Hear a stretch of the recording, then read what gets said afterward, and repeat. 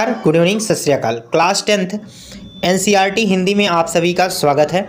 दोस्तों, आज की इस वीडियो में मैं आप लोगों को उत्तर प्रदेश माध्यमिक शिक्षा परिषद द्वारा जारी एक मॉडल पेपर दिखाने वाला हूं।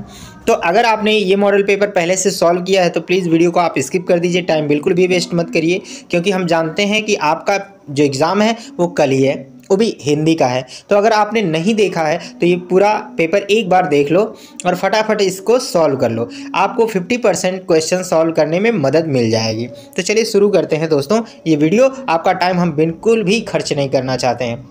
चलिए फटाफट से देखेंगे और आप इसका स्क्रीनशॉट लेते रहेंगे, ठीक है। स्क्रीनशॉट लेते रहेंगे, बहुत ही अच्छे अच्छे प्रश्न हैं। स्क्रीनशॉट ले लेंगे और इन सभी प्रश्नों को देखकर एक बार एग्ज़ाम में जाइए। 100% आपको बहुत मदद मिलेगा दोस्तों, बहुत ज़्यादा मदद मिलेगा, आप यकीन नहीं मानेंगे। चलिए, ये है हमारा क्वेश्चन पेपर। बहुत ही लाजवाब, शानदार, खूबसूरत से प्रश्न हैं, आप बिल्कुल भी इग्नोर नहीं करेंगे दोस्तों। मैं मानता हूँ कि आप का एग्ज़ाम कल है तो आप बहुत ज़्यादा प्रेशर में होंगे, इसलिए टाइम मत लीजिए, फटाफट से इन चीज़ों को देख लीजिए। और अगर आपको जिसके आंसर आते हैं तो अच्छी बात है, नहीं आता है तो आप अपने सीरीज नोट्स कहीं से देखकर इनको ज़रूर सॉल्व कर लीजिए। 100% आपको बहुत ज़्यादा मदद मिलेगी। मैं आपका टाइम बिल्कुल भी नहीं लूँगा दोस्तों। अगर वीडियो पसंद आ जाएगा तो लास्ट में लाइक शेयर ज़रूर कर दीजिएगा अपने दोस्तों के साथ, ठीक है।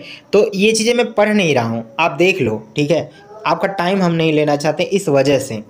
चलिए फटाफट से देखते हैं, ठीक है। देखिए, ये हैं प्रश्न। वीडियो को पॉज करके आप चाहें तो इन प्रश्नों को सॉल्व कर सकते हैं दोस्तों। ये था हमारा 20 प्रश्न जो MCQs था। अब हम 50 प्रश्न और देखेंगे जो लॉन्ग आंसर टाइप क्वेश्चंस होंगे। देखिए, पहले आपका क्या है, गद्यांश है। गद्यांश में आप लोगों को गद्यांश का संदर्भ लिखना होता है ना, प्रस्तुत पद्यांश वगैरह करके। तो आपको यहाँ पर दो गद्यांश दिए गए हैं, एक ये है और एक आपको आगे भी दिया गया है ना, दोनों में से कोई भी एक कर लेना। चलिए, इसके बाद पद्य है, 2 पद्य भी रहेंगे, ये भी आपको ध्यान देना है, ठीक है। इनमें से कोई भी आपको जो भी बेहतर तरीके से आता है उसको बेहतर तरीके से कर लेना, ठीक है, मज़ा आएगा दोस्तों। चलिए, अगला हमारा संस्कृत का है, ये भी आपको करना चाहिए, ठीक है। 5 नंबर का दोस्तों है, आपको कुछ भी नहीं करना, संदर्भ सहित अनुवाद कर देना है, ठीक है। अनुवाद कर दीजिए, मज़ा आ जाएगा, ठीक है। देखिए, इसके बाद आपका क्या है, एक श्लोक है संस्कृत का, उसका भी आपको संदर्भ सहित हिंदी अनुवाद लिखना है। 2 लाइन का है भाई, ठीक है। और हम समझते हैं सबको ये बात आता होगा, है ना। ये देखो कितना बढ़िया सा सुंदर सा यहाँ पर एक लेख लिखा हुआ है, सर्वे भवन्तु सुखिनः सर्वे सन्तु निरामया सर्वे भद्राणि पश्यन्तु माँ कश्चित् दुर्भाग् भवेत्। बहुत ही आसान है, इसका अर्थ है सभी सुखी हों, सभी निरोगी हों, सभी कल्याण को प्राप्त करें, दुख सभी से दूर रहे। ये अनुवाद है इसका, ठीक है। चलिए आगे देखते हैं दोस्तों।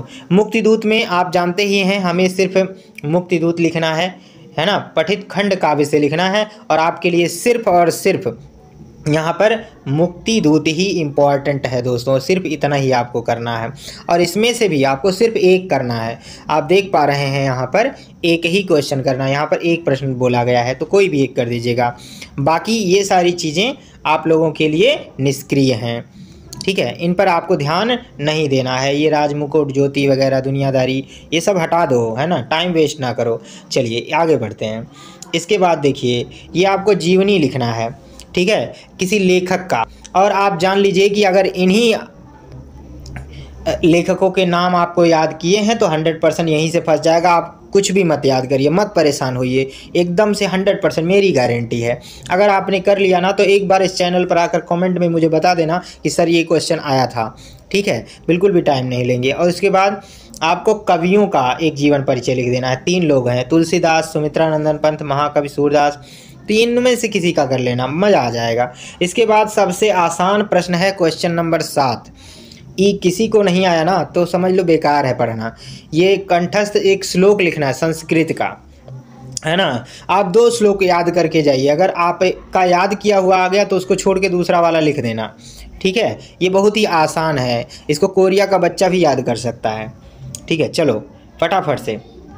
इसके बाद ये सब आप देख सकते हैं, ये है हमारा मॉडल पेपर, ठीक है दोस्तों। इस तरह से हम अपना ये मॉडल पेपर दिखा दिए हैं। आप बिल्कुल भी टाइम वेस्ट मत करिएगा। मैं चाहूँगा कि ये क्वेश्चन पेपर एक बार देखकर जाना, बढ़िया से, रटना मत, बिल्कुल भी रटना मत, रटना नहीं, तैयार करके जाना और बढ़िया से पेपर देना और अच्छी नींद ले लो, ठीक है।